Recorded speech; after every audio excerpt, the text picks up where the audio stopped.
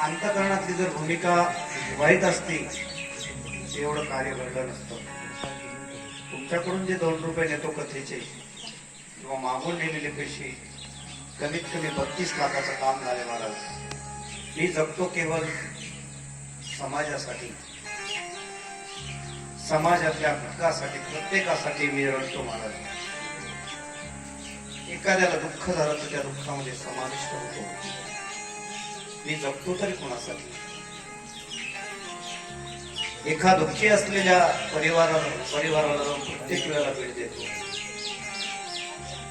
आमच्या परिसरात विचारत होती कधी या पुढच्या या येतेच्या 16 तारखेला आपला सप्ताह आहे, या एक दिवशी अनुभवा.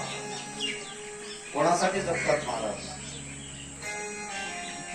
इतक्या लांबवर येऊन कार्यक्रम करायची इच्छा राहिली नाही. आता पुढच्या वर्षी बोलू नका. केवळ तुम्हाला भेटण्यासाठी मी दरवर्षी एक दिवस माझा ठेवलेला राहील.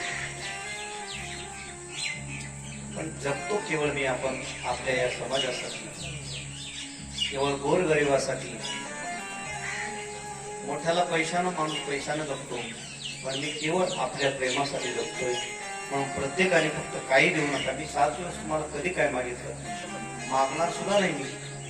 फक्त केवळ परमात्म्याचं चिंतन करा, चिंतनात आनंदी राहा, आनंदी जीवनाचा आनंद घ्या. त्या आनंद जीवनाचा आनंद घेऊन एकमेकांना तो आनंद द्या. त्या आनंदाचं नाव भक्ती आहे. त्या आनंदाचं नाव शिवपुराण ऐकल्याचं फल आहे, नाही तर दुसरं काही त्याचं फल नाही. म्हणून मनुष्य जीवनामध्ये या, आपण आपला आनंद दुसऱ्याला द्या, दुसऱ्याचा आनंद आपण घ्या. त्या आनंदामध्ये आपण विरून जा हीच अपेक्षा करतो. आणि झालेली सेवा